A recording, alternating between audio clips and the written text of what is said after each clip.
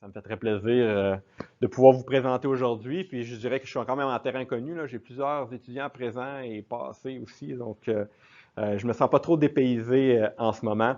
Donc, moi, je pense que ma présentation va faire une belle suite à ce qu'on vient d'avoir avec Steve Adam, justement, sur l'obligation de la liberté de mouvement qui s'en vient avec le nouveau code de pratique. Donc, évidemment, nous, avec les collaborateurs, on voyait ça venir depuis quand même assez longtemps, puis on réfléchit à cet aspect-là depuis justement assez longtemps. Donc déjà, Elsa Vasseur, qui est titulaire d'une chaire sur le bien-être des bovins laitiers à l'Université McGill, m'avait approché lors du symposium bovin laitier de 2016.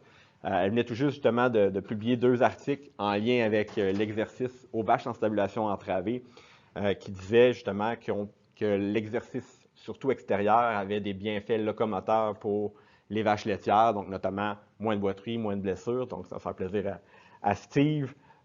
Donc, oui, OK, effectivement, ça s'en vient. Il faut essayer de trouver un moyen d'améliorer les choses. L'extérieur, du vue d'ingénierie, oui, OK, mais comment on fait ça pour respecter l'environnement? Donc, évidemment, en été, c'est peut-être plus simple au niveau des pâturages. Par contre, ce n'est pas toutes les fermes qui ont accès à des espaces extérieurs assez grands pour être capables d'offrir ça à leurs vaches. Puis avec les fermes qui deviennent de plus en plus grosses, ça peut devenir problématique. Puis si on va du côté en hiver, donc le moyen le plus économique qui est le plus reconnu, donc c'est souvent les enclos d'hivernage, qui sont quand même relativement bien utilisés dans le domaine du bovin de boucherie. Sauf que, puis là, j'ai fait partie de l'équipe qui a testé beaucoup ces systèmes-là, justement, au niveau des bovins de boucherie. L'IRDA a travaillé pendant près de 15 ans, justement, à étudier l'enclos d'hivernage. Puis on s'est rendu compte que c'était très rare d'année en année qu'on était capable de respecter la réglementation sur les exploitations agricoles, donc avec l'article 18 sur le zéro rejet. Généralement, tout dépendant des années plus ou moins pluvieuses ou neigeuses, c'est 70-95% des éléments qui sont capturés. Donc, on n'atteint jamais le zéro rejet. Donc, est-ce qu'on allait pousser ce système-là? C'est un peu la question. Donc, ce qu'on a voulu faire avec Elsa, c'est un peu, est-ce qu'il y a une alternative qui serait plus durable, qui serait peut-être plus compacte et qui permettrait d'offrir de l'exercice à l'année aux vaches? En prévision d'un projet de grappe laitière 3 de 2018, on en est venu à faire une petite littérature, puis on est tombé sur le concept de stand-off pad, qui est utilisé aux États-Unis, Royaume-Uni, et ce que vous avez sous les yeux, c'est le concept provenant de la Nouvelle-Zélande. Donc, concept qui est surtout utilisé lorsque les pâturages commencent à être un peu dégradés, ils prennent les vaches, ils les mettent sur ces enclos-là de façon temporaire, le temps que les pâturages se régénèrent. Donc, ce que vous avez en haut, je ne sais pas si j'ai le petit pointeur, donc vous avez un peu là, donc ce qu'on a, c'est vraiment 50 cm de copeaux de bois, donc qui est un matériel qui est filtrant, qui permet la rétention de l'eau et des contaminants. On a ensuite une couche de gravier qui permet le drainage de l'eau puis de l'acheminer vers les tranchées où il y a un système de drainage. Et donc, il y a des petits monticules de sol qui sont conçus là, justement pour acheminer l'eau vers. Parfait, merci. Acheminer l'eau vers les drains. Puis évidemment, tout le côté sol, donc il y a une géomembrane. Je ne sais pas s'il y a une géomembrane liner, donc qui permet d'imperméabiliser le sol. Tout ça est fait avec une certaine pente pour acheminer l'eau vers un système de collection. Donc, on en est venu à se demander si ce système-là pouvait ultimement être utilisé à longueur d'année pour l'exercice à nos vaches laitières sans conséquence sur l'environnement. Donc, c'est ce qu'on a essayé. On est parti avec cette idée-là. Donc, est-ce qu'on est capable de valider ce système-là, qui est utilisé dans un autre contexte, puis de l'adapter à nos conditions climatiques ici au Québec pour offrir de l'exercice aux vaches en stabulation entravée? Tout ça pour améliorer le bien-être ou du moins le maintenir. Donc, on ne veut pas une dégradation du bien-être. On veut ensuite peut-être regarder au niveau de la réduction du coût de construction, parce qu'on s'entend que ce système-là, avec le système d'imperméabilisation, le système de drainage, l'excavation que ça exige, donc le coût peut être quand même assez élevé. Donc, est-ce qu'il y a moyen, ultimement, d'atteindre une certaine efficacité qui nous permet d'avoir une qualité de l'eau relativement propre, qui permet directement un rejet, donc qui nous permettrait d'évacuer du système toute la partie basse pour réduire le coût de construction? Ce faisant, il faut s'assurer d'avoir une qualité de l'eau pour respecter la réglementation. Si on n'est pas capable d'atteindre ça, si on garde les systèmes d'imperméabilisation, il faudrait diminuer les volumes d'eau à gérer parce que cet affluent-là doit être entreposé à la fosse, puis ça peut être déjà des producteurs qui peuvent déjà être au rebord au printemps. Puis aussi, ben, comme on envoie les animaux à l'extérieur, donc c'est une nouvelle ère de logement pour les bovins. Donc, est-ce qu'on aurait tendance à augmenter les émissions ou à transférer? Donc là, si on détériore l'empreinte carbone de la production, ben, on déplace en quelque sorte le problème. Donc, ça vous donne un peu une idée, ça vous dresse un peu le portrait de où on était au début du projet, puis d'où on est parti. Donc, on a fait, dans un premier temps, une étude préliminaire qui faisait vraiment partie plus du projet de grappe laitière financé par Ressources Canada et les producteurs de lait du Canada, où là, l'objectif, c'était, oui, de valider le système, est-ce qu'il y avait vraiment un bon potentiel, mais c'est aussi de le comparer avec l'espace intérieur, parce qu'on avait toujours la question, est-ce que c'est mieux d'un exercice à l'intérieur ou à l'extérieur? Donc, ce que vous avez en haut ici, donc l'espace intérieur, qui est tout simplement 2 parcs de vélage où on a enlevé la séparation pour donner un espace d'exercice intérieur aux vaches. Espace qui donnait à peu près 28 mètres carrés. Donc, ce qu'on a fait tout simplement, c'est de récupérer cette même superficie-là, puis de l'amener à l'extérieur. Donc, le système ici, ONAP, c'est tout simplement l'enclos original tel que je vous l'ai présenté, le concept de la Nouvelle-Zélande. Puis, on a construit un deuxième parce qu'on voulait que les vaches ne sortent pas seules, mais en binôme. Puis, dans le deuxième, on a voulu expérimenter l'aération. Donc, on sait que pour dégrader la matière organique, selon la littérature, donc l'oxydation peut aider. Donc, pourquoi pas, comme on est à côté de l'étable adjacente au Cressades à Deschambault, donc utiliser cette aire-là pour pouvoir alimenter notre biofiltre, puis peut-être même améliorer la dégradation au niveau justement de la qualité de l'eau. Donc, on a testé ce système-là autant en été qu'en hiver, durant 9 semaines, avec 45 vaches au total, 27 en hiver, 18 en été. Donc, l'été 2020, donc début de la COVID, il y a eu des compressions au niveau des opérations. Exercice environ 1h, 1h30, matin et l'après-midi, pendant environ 6 jours sur 7. Là, je vous épargne les détails un peu du dispositif. J'ai quand même juste une demi-heure. Le dîner s'en vient, vous devez avoir faim aussi. Et ultimement, ben, on a éventuellement échantillonné des Lexivia lorsqu'il y avait des événements de pluie. Puis on a aussi échantillonné les gaz avec des petites boîtes dynamiques comme vous avez en haut. Donc, résultat assez sommaire là, au niveau des échantillons d'eau. Donc, vous avez à gauche, donc ici on a d'abord la demande biochimique en oxygène, donc qui est un peu une représentation de la quantité d'oxygène qui est nécessaire pour dégrader la matière organique. Les deux premiers, on voit le petit S pour summer, donc S été. Donc, les deux systèmes, puis là, on s'est donné simplement une cible qui est fonction des normes de rejet réglementaires à l'effluent d'une station de traitement, donc qui est à 25 mg par litre. Donc, en été, on était sous cette norme-là, donc ça va relativement bien. Par contre, en hiver, là, le système a moins bien fonctionné, ce qui est un peu normal. Donc, lorsque la fonte des neiges arrive, il y a beaucoup d'eau à gérer, donc le système aussi est en condition un peu plus froide, donc réussit moins bien à dégrader la matière organique.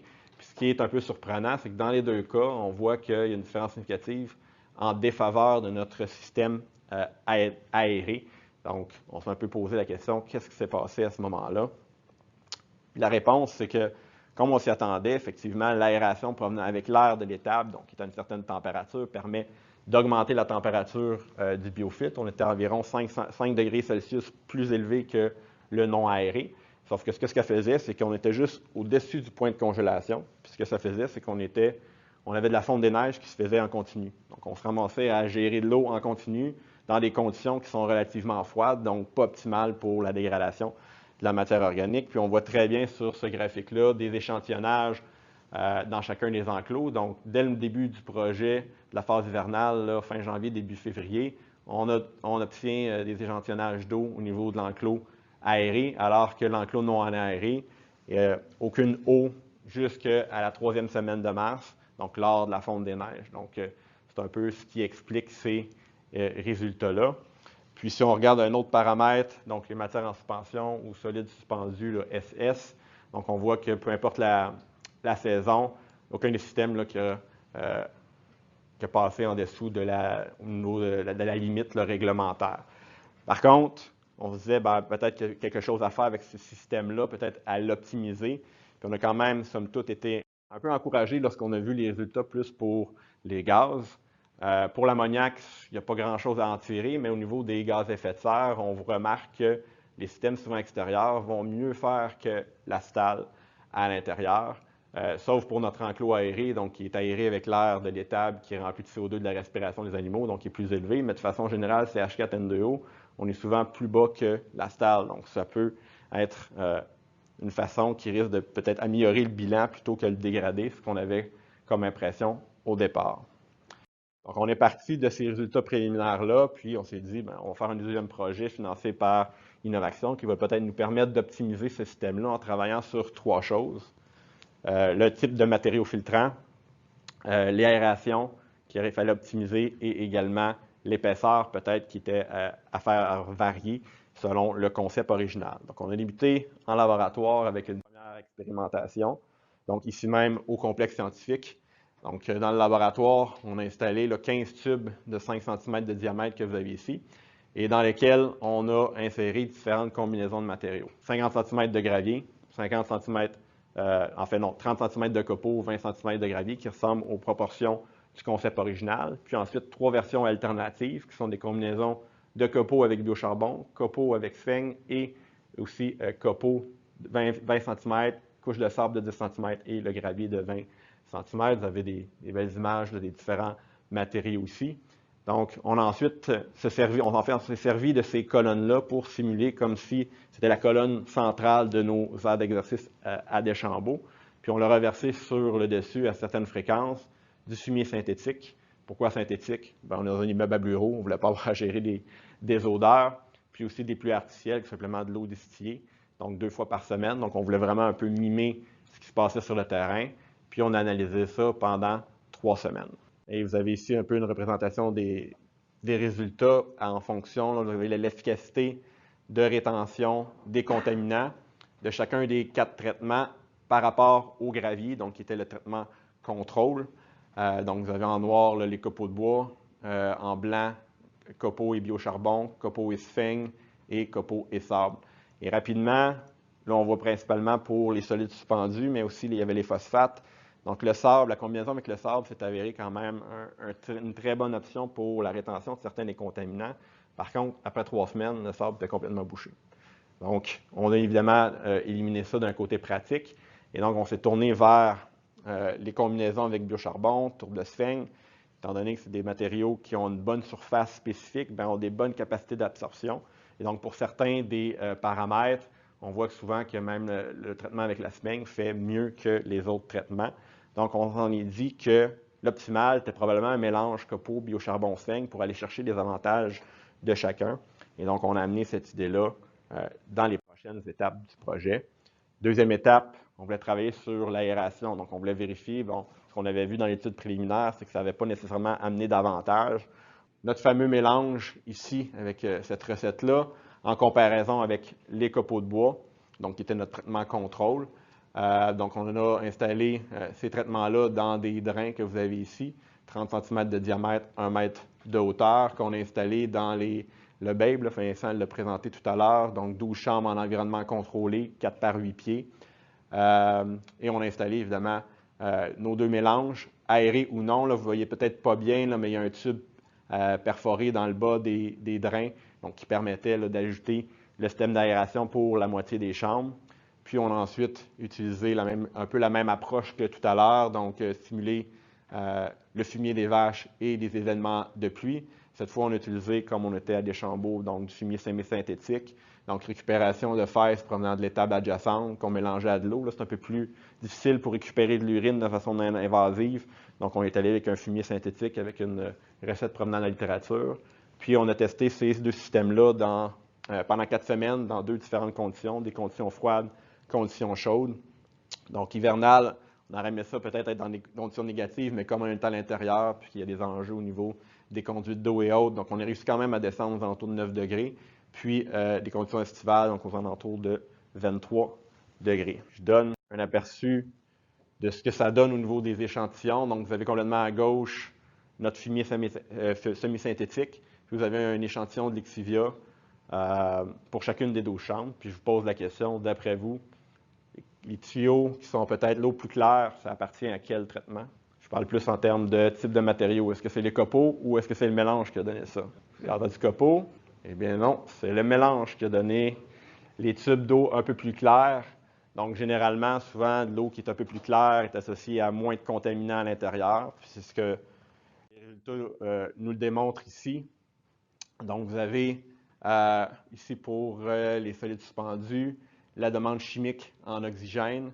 Donc, vous avez l'alternatif, donc le mélange conventionnel, ce sont les copeaux, rouge non aéré, bleu aéré. Donc, ce qu'on voit, c'est que dans chacun des cas, ici, l'alternatif est souvent beaucoup plus bas que, puis de façon significative que le conventionnel. Puis même ici, dans ce cas de ce projet-là, on a même évalué avec l'équipe de Caroline Côté de l'IRDA à Saint-Bruno, donc les coliformes fécaux. Donc, on voit aussi que de ce côté-là, surtout en été, là, il y a une baisse considérable de traitement alternatif. Là, celui qui commence par un A, donc par rapport à son équivalent conventionnel. Donc, notre mélange a un impact certain. Par contre, au niveau de l'aération, encore une fois, les avantages n'ont pas trop paru. Donc, on voit souvent que le petit rouge, qui est non aéré, est souvent légèrement numériquement inférieur à notre système aéré. L'hypothèse qu'on a la plus plausible, c'est que l'aération a surtout favorisé, on avait des petits biofiltres, donc l'aération a surtout eu pour impact de refroidir nos biofiltres. Puis ça, on l'a remarqué, on avait planté des thermocouples à l'intérieur de la masse, et donc souvent nos biofiltres aérés étaient jusqu'à 1 degré inférieur aux non aérés. Donc ce petit refroidissement-là a probablement impacté leur efficacité par rapport aux non aérés.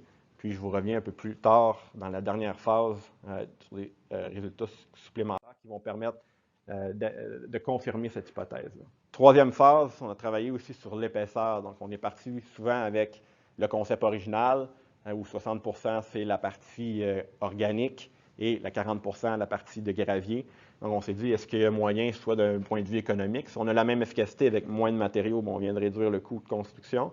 Si on augmente, bien, possiblement qu'on va augmenter, améliorer l'efficacité de filtration, puis peut-être respecter notre réglementation environnementale. L'idée de varier l'épaisseur de mélange de 10 à 20 à 30 à 40 cm, la balance en gravier, qu'on a comparé avec le concept original, donc de copeaux, 30 cm, 20 cm de gravier.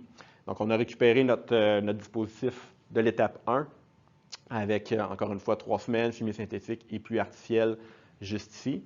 Et comme on s'y attendait, évidemment, au niveau des principaux contaminants, bien, plus on a de mélange, on le voit donc jusqu'à 10, 20, 30, 40, donc plus on a de mélange, plus l'efficacité de rétention des différents contaminants est élevée. Mais ce qui nous a surtout surpris, c'est que même notre 10 cm faisait mieux que le 30 cm de copeaux, donc ce qui venait encore plus ajouter du poids au fait que le mélange était un meilleur absorbant que les copeaux, donc le traitement conventionnel. Donc, une augmentation qui se fait relativement presque quasi linéaire pour chacun des contaminants. Par contre, lorsqu'on regarde les deux derniers traitements, donc alternative 3, alternative 4, 30 cm, 40 cm de mélange, on se rend souvent compte qu'il y a une petite différence, mais elle est non significative. Donc, ce que ça nous a fait dire, c'est que probablement que l'optimum entre efficacité et économie, c'est finalement, évidemment, notre épaisseur de 30 cm, donc le 60% du biofiltre accordé aux matériaux filtrants était véritablement la bonne. Donc, il n'y a pas nécessairement de changement par rapport à ce qu'on avait testé précédemment. Donc, ça a simplement confirmé que la configuration initiale était la bonne. Donc, phase 4, là, on a voulu retester au Crescère de Deschambault notre SOP, mais de façon améliorée, c'est-à-dire avec le mélange, avec finalement la bonne épaisseur. Puis, on a décidé ultimement, même si on n'a pas vu d'avantage au niveau de l'aération, comme la littérature fournit plein d'exemples où c'est un avantage de l'avoir. Donc, on a décidé de la garder quand même, puis en faisant quelques ajustements, notamment au niveau du placement des tuyaux d'aération à l'intérieur de la masse pour vérifier ce que ça allait donner. Puis là, bien, notre système de SOP amélioré, on l'a comparé avec le système conventionnel d'enclos d'hivernage que vous voyez juste en haut. Donc, vous avez aussi l'enclos ici avec le mélange. Donc, encore une fois, on répétait 9 semaines dans les 2 saisons. Un protocole qui ressemblait à ce qu'on avait à la période estivale de l'étape de la phase 0. Exercice encore 1h30. On a aussi échantillonné l'exfia et les gaz. Puis, on a ajouté la partie bien-être qui est, je ne l'ai pas présentée dans la phase 0. qui était dans le fond donné par Elsa Vasseur. Mais là, ici, je vous l'ai donné comme c'est plus dans le projet du MAPAC où c'était un peu plus nécessaire. Donc, je vous les présente au niveau du bien-être. C'est sûr qu'on a des périodes de 9 semaines, mais ce n'est pas toutes les vaches qui sortent pendant 9 semaines. Donc, souvent, sont regroupées par groupe de trois vaches en période de 3 semaines. Donc, les résultats sont à prendre avec un grain de sel. Donc, d'abord, l'état corporel. Donc, on veut généralement une valeur supérieure à 2. Donc, ce qui a été le cas dans le cas de nos vaches. Puis, ce qu'on remarque, c'est que, bonne nouvelle, on n'a pas une détérioration du bien-être, même qu'en été, on a une légère amélioration après les sorties pour les vaches. Donc, encore une fois, on a au moins un maintien du bien-être. Au niveau de la propreté, qui est souvent un indicateur aussi lié au bien-être et à la gestion des fumiers dans l'étable. Généralement, là, on va voir que les résultats, autant dans les 2 saisons, avant, après, on est quand même tout près de 0. Parfois, il y a une petite légère détérioration là, de 0,13 à 0,23, 0,17 à 0,33, mais ce qui est un peu normal, les vaches sortent à l'extérieur sur du matériel organique qui est ouvert aux intempéries, donc possible qu'il y ait un peu de boue qui se soit collé sur leurs différents membres, mais c'est somme toute là, pas dommageable. Puis finalement, au niveau des blessures, là on a les blessures des 2 saisons, donc au niveau des jarrets, au niveau des genoux et au niveau du cou.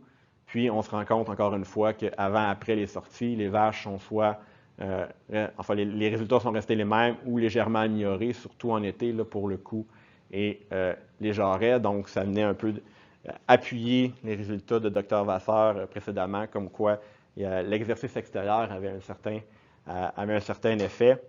Puis, c'est ça, j'ai oublié de le mentionner, mais au niveau du bien-être dans la phase 0, ils ont aussi découvert que l'extérieur était meilleur pour le bien-être que l'intérieur. Donc, c'est un peu pourquoi on a continué beaucoup plus à travailler sur l'extérieur. Puis, comme Steve l'a dit, possiblement que ça s'en vient de plus en plus vers là. Pour ce qui est des résultats, au niveau des principaux indicateurs de contamination de l'eau, donc au niveau des lixivias, bien là, il n'y a pas de doute. Dans la majeure partie des cas, l'alternatif fait beaucoup mieux que l'enclos d'hivernage. Souvent, des différences qui sont quand même relativement significatives, surtout dans le cas des E. coli. Là, on a une réduction de 200 de la teneur des coliformes fécaux.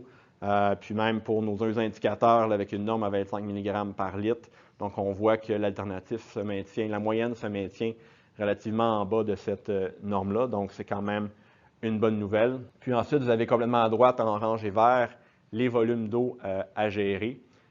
Donc, vous voyez qu'il y a une petite diminution au niveau de l'alternatif d'à peu près 30 des volumes d'eau. Donc, on s'y attendait. Donc, la sphène, biocharbon, qui ont des capacités beaucoup plus grandes au niveau de l'absorption. Donc, on a une petite diminution. Mais ce qui est vraiment impressionnant, c'est vraiment la partie en vert, donc qui est vraiment l'eau récoltée durant la phase estivale et automnale. Donc, qui est vraiment minime par rapport à ce qui est arrivé donc, durant la fonte des neiges où la majeure partie de l'eau vient de cette partie-là. Puis ce qui est, j'attire votre attention aussi sur le petit 532 au niveau du SOP, c'est un événement début novembre. Donc, durant le mois de juin jusqu'en novembre, aucune eau a coulé de ce système-là. Donc, qui prouve un peu ses propriétés d'absorption. L'autre origine aussi de ce résultat-là vient de certaines compactions de la matière. Donc, biocharbon, sphène, c'est des fines particules qui ont beaucoup tendance à se compacter. Puis nous, on l'a vu beaucoup en suivant la quantité d'air qui sortait par le système de drainage. Donc, en temps normal, si l'air passe bien à travers la masse, on n'a pratiquement pas d'air dans le système de drainage. Alors que là, rendu justement au début novembre, on est à 99 de l'air qui sortait par le système de drainage. Donc, il y avait vraiment une couche indurée qui s'était formée. C'est pour ça qu'au début novembre, on a procédé à un genre d'opération de sous-solage sur notre système pour justement venir casser cette croûte-là. Puis, on a vu tout de suite un impact au niveau des températures. Donc, encore une fois, on suivait la température à différentes épaisseurs dans la masse de nos différents systèmes. Puis, vous voyez directement en novembre, on voit que notre enclos alternatif qui est en orange venait de se démarquer par rapport à l'enclos non aéré d'à peu près une différence de 5 degrés, ce qui était la même chose qu'on avait dans l'enclos, en fait dans l'étude, la phase 0, donc l'étude préliminaire. Donc vraiment, ici, puis on voit durant l'été qu'il n'y a pas beaucoup de différence, donc ça venait aussi ajouter au fait que la couche était vraiment compactée, puis l'air finalement ne réussissait pas nécessairement à passer. Tout à l'heure, je vous parlais de l'impact de l'aération sur le refroidissement.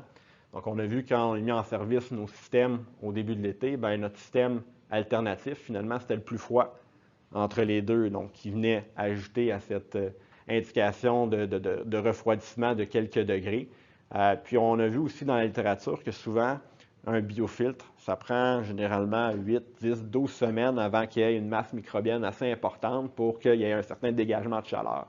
Puis ici, c'est un peu ce qu'on a vu, là, à partir du deuxième mois, au mois d'août, on voit que l'alternatif s'est mis à être un peu au-dessus.